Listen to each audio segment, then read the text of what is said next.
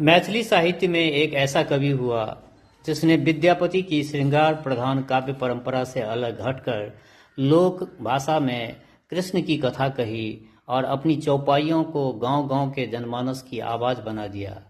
यही कवि है मनबोध और उनकी अमर कृति कृष्ण जन्म। यूपीएससी ऑप्शनल मैथिली के अभ्यर्थियों के लिए मनबोध को समझना बेहद जरूरी है। नमस्कार, मैं डॉक्टर राजीव मिश्रा। आप देख रहे हैं मेरा फेसबुक पेज यूपीएससी ऑफिशियल। आज हम बात करेंगे मैथिली के मध्यकालीन कवि मनबोध की और उनकी प्रसिद्ध कृति कृष्ण जन्म की।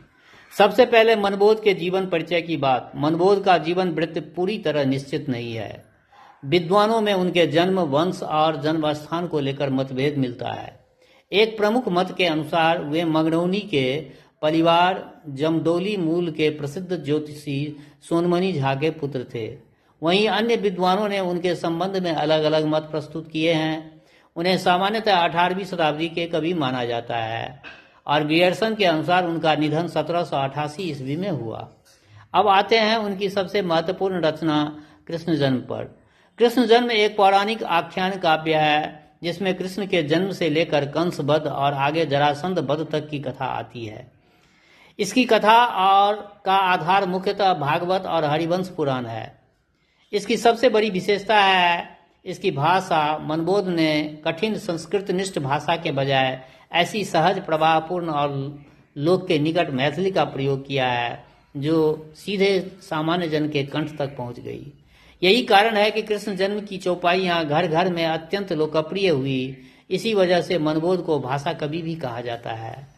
कृष्ण जन्म में वात्सल्य रस का विशेष महत्व है। बालकृष्ण की चंचलता, यशोदा का मातृभेद और बालकृष्ण की स्वाभाविक गतिविधियों का मनबोध ने अत्यंत जीवंत चित्रण किया है।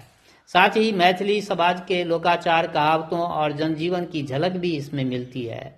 मनबोध की एक अन्य रचना दान लीला का भी उल्लेख मिलता है, लेकिन यह कृति वर्तमान में अनुपलब्ध मानी जाती है। यूपीएससी के लिए याद रखिए, मनबोध 18वीं शताब्दी, कृष्ण जन्म, पौराणिक आख्यान काव्य, लोक भाषा, चौपाई, वात्सल्य रस, भाषा कवि। और यही मनबोध का सबसे बड़ा साहित्यिक योगदान है। उन्होंने कृष्ण की पौराणिक कथा को मिथिला के जनजीवन और सहज मैथिली भाषा से जोड़ दिया।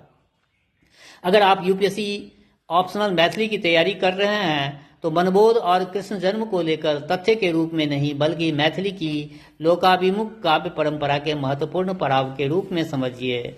मिलते हैं अगले वीडियो में। अपना ख्याल रखिए। जय मिथिला, जय मैथिली।